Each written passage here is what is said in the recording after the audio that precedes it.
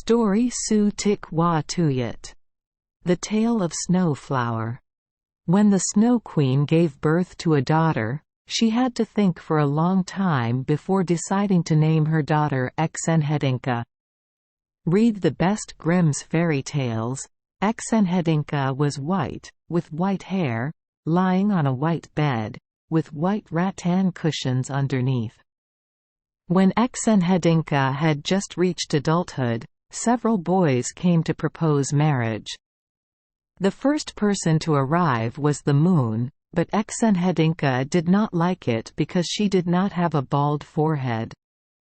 She refused to sleep at night but kept wandering in the sky, and during the day she hid her face behind the clouds. The second person to propose was Tia Nong, but he was also rejected by Exenhedinka. God is very angry. One day he sternly told his daughter, "If you can't find a husband yourself, then wherever your parents put you, you have to sit there." Lord Ong sent a message to Wind, the ruler of the blue sky, who had 4 sons, none of whom were married. The wind brought a magnificently decorated chariot driven by handsome horses galloping extremely fast to appear before the Lord. Exenhedinka was married to Geo's eldest son Geo Bak. The Lord was happy to prepare a dowry for her daughter, including feather blankets, soft snowflake pillows, bed sheets made of white clouds, and rows of sparkling snow beads and necklaces. When all the guests arrived, Exenhedinka appeared like a princess. Relatives were very pleased to be able to attend the happy day. Everyone praised the 2 young people as a perfect match. Only Exenhedinka is not satisfied at all. During the banquet, the north wind suddenly shouted, "It's too hot. It's too hot," when he gently touched his cold lips to hers. "I can't love him," Exenhedinka said with a sigh. She spoke so softly that no one but her mother could hear her. "Could it be that my beloved daughter is the unfortunate one?" The mother's heart suddenly trembled before a terrifying prediction. Just as the banquet was in full swing, the bridegroom spoke up and told his younger brother Geo Nam to play a dance song. The south wind was sitting at the edge of a cloud, so he pulled out a flute from his shirt and began to play. The gentle melody spreads, attracting Exenhedinka into the dance. She flirted, turned around, tapped her heels against each other, making a clanking sound, while the east wind, her mischievous brother-in-law, kept clapping and laughing. Only the west wind boy became more and more disappointed and miserable, then put his head on his father's shoulder and sobbed. Father Wind was surprised and asked, "My son, on such a happy day, why did you let it go?" West Wind sobbed, "Why did you ask Exenhedinka for your big brother and not for me? Why can't she be my wife?" At this moment, the south wind boy raised his dove eyes to look at Exenhedinka and he caught her upward gaze. The sound of the flute sounds even more melodious when it sounds only for Exenhedinka alone, and Exenhedinka dances only for the south wind. What would happen if the evil and jealous north wind caught him? The Snow Queen was extremely miserable.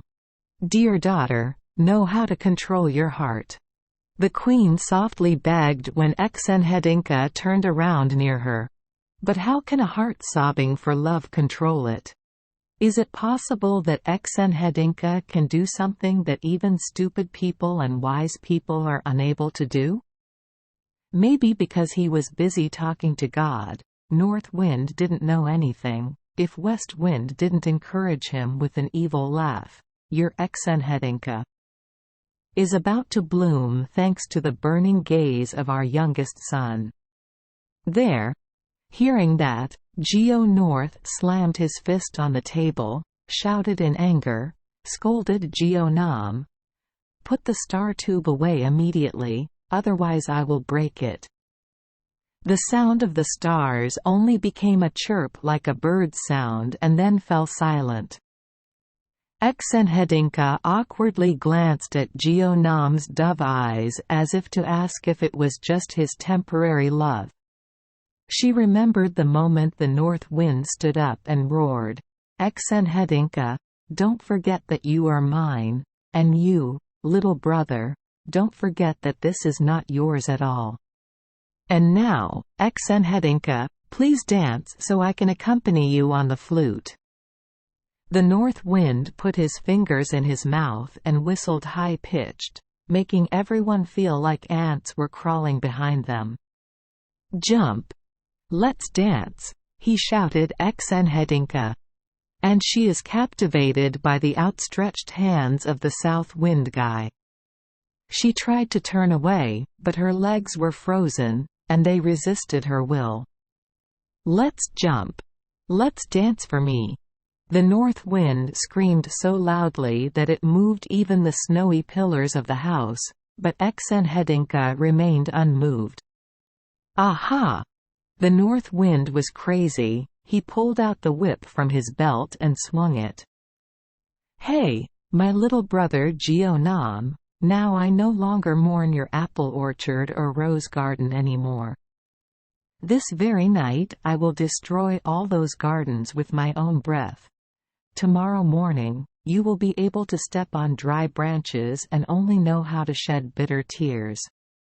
Love told Exenhedinka how to save her lover's life.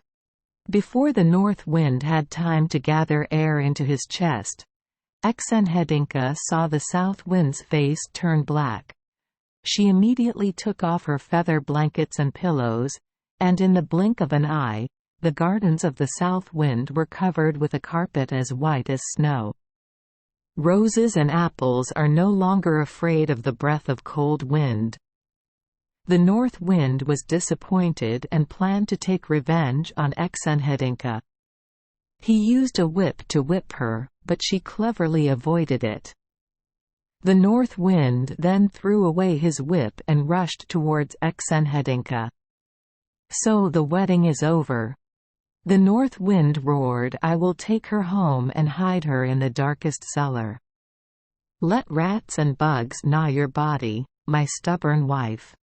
At this point, love tells Geo-nam how to save her heart, which to her is more precious than anything in the world.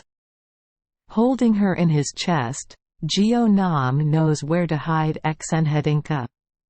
He had to put her under the rose tree and told her to wait for him to return after he defeated his brother in this extremely difficult match. "First kiss me, my only lover, I will wait for you, even for the rest of my life." The south wind hugged Exenhedinka gently and kissed for a long time until her body melted in his embrace, until she was just dewdrops that fell to the ground and disappeared. "Where is she? Where is she hiding? The north wind rushed into my younger brother. I just saw how you hugged and kissed her. Oh my brother, why do we keep hating each other?" Nam Geo replied sadly. "Now she lies there, like a dewdrop, like a teardrop that has disappeared into the ground."